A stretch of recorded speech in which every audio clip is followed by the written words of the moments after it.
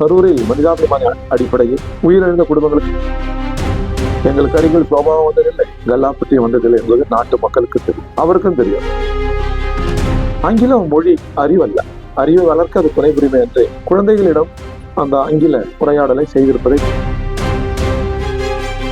Ration உணவுப் பொருட்களினுடைய அந்த அளவை குறைக்கக்கூடாது. ஒன்றிய அரசு குடும்ப எண்ணிக்கைக்கு ஏற்றவாறு அதை குறைப்போம் என்று அறிவித்திருப்பது ஏற்புடையதல்ல. குடும்பத்தில் 2 என்றால் அதற்கேற்ற உணவு தானியம் என்றால், குடும்பத்தில் 10 பேர் என்றால் அதற்கேற்ற உணவு தானியம் தர தயாரா?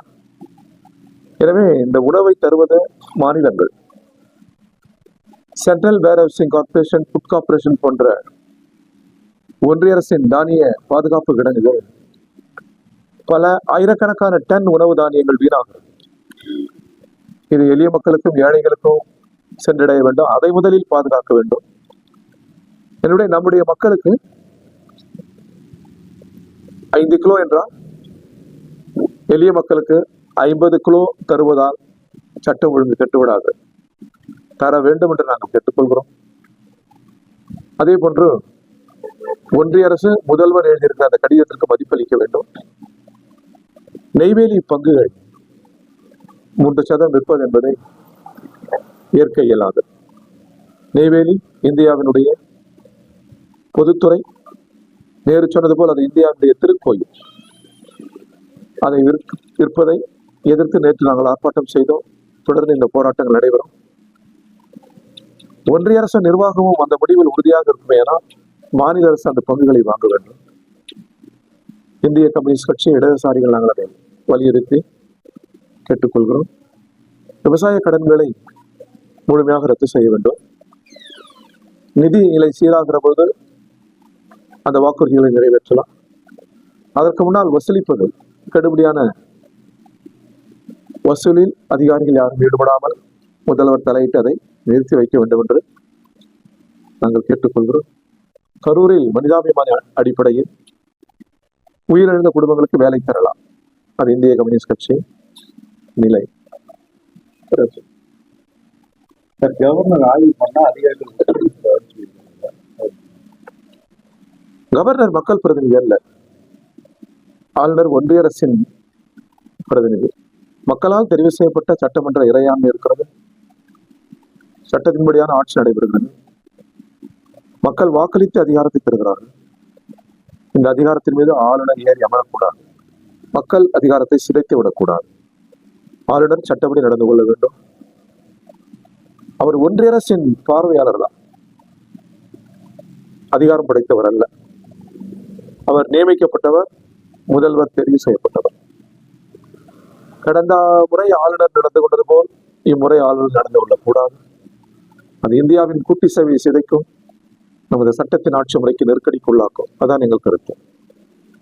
நாங்கள்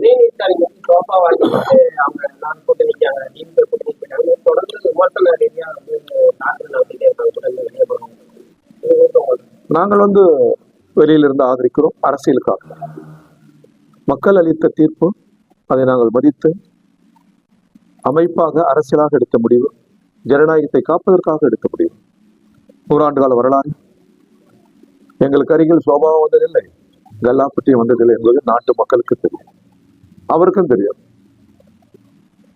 தொழில்துறை அமைச்சர் அரசு பள்ளியில போய் பிள்ளைங்க இங்கிலீஷ் அவரை அரசு பள்ளி இழிவுபடுத்துறாரு, இல்ல அவங்களுடைய தனியார் பள்ளி குறைந்த மாதிரி சொல்றாங்க. அதை தவிர்த்திருக்கலாம். ஆங்கிலம் மொழி அறிவல்ல, அறிவை வளர்க்க அது துணை புரிமை என்று ஆங்கிலமே அறிவல்ல. தமிழ்தான், தாய்மொழி தான் உரையாடலுக்குரியது, சிந்தனைக்குரியது, அறிவுக்குரியது. எனவே தாய்மொழி தமிழ் மொழியை வளர்க்க அவர் உரையாடல் செய்திருக்க வேண்டும், அதற்கு துணை புரிய வேண்டும் அன்றி குழந்தைகளிடம் அந்த ஆங்கில உரையாடலை செய்திருப்பதை தவிர்த்திருக்க வேண்டும் என்பதுதான் எங்கள் கருத்து.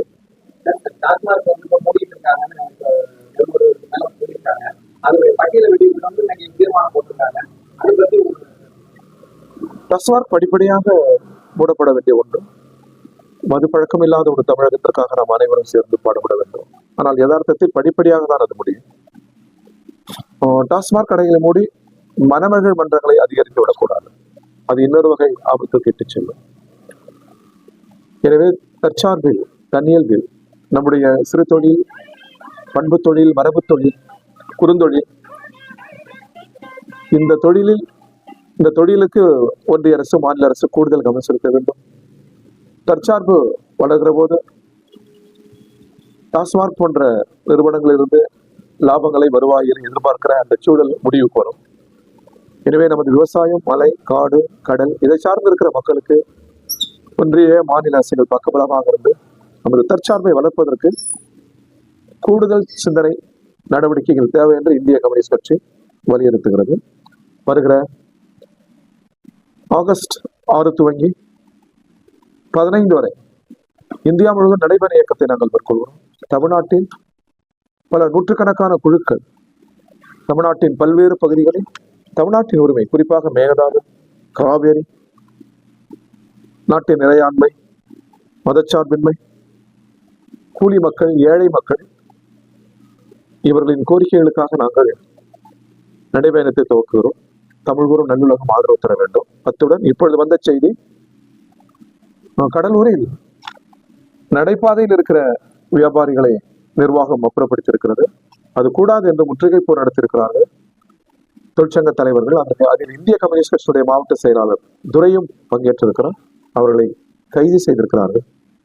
நடைபாதையில் இருக்கிற மக்கள் சாதாரண ஏழை மக்கள், எளிய மக்கள், நடைபாதைக்கு எந்த விதமான இடையூறும் இல்லாமல் அவர்கள் வாழ்வதற்குரிய தொழில் அந்த தொழில். எனவே அந்த தொழிலை அரசு முறைப்படுத்தி அங்கீகரிக்க வேண்டும். ஏழைகளை அப்புறப்படுத்தி விடக்கூடாது. அவர்களுக்காக குரல் எழுப்பினால் அவர்களை கைது செய்வது என்பதும் ஏற்புடையதல்ல. அவர் கம்யூனிஸ்ட் கட்சியின் மாவட்ட செயலாளர், அவரையும் தொழிற்சங்க தலைவர்களையும் விடுதலை செய்ய வேண்டும் என்று நான் அரசை வலியுறுத்தி கேட்டுக்கொள்கிறேன். கூட்ட வேண்டும். இதில் தமிழ்நாடு ஒன்றுபட்டிருக்க வேண்டும். காவிரி நீர் என்பது நமது உரிமை. எதன் பொருட்டும் அணை கட்டக்கூடாது. அணை கட்டினாலும், எவ்வளவு வலுவான அணையை கட்டினாலும் அந்த அணையை உடைத்துக் கொண்டு காவிரி அணை தமிழ் மண்ணுக்கு தான் வருவோம். வேற எங்கேயும் திசை திருப்ப முடியாது. காவிரியின் திசை தமிழ் நோக்கி தான், டெல்டா நோக்கி தான். அந்த இயற்கை நீதியை மாற்றுகிற சக்தி கர்நாடக அரசுக்கும் இல்லை, ஒன்றிய அரசுக்கும் இல்லை.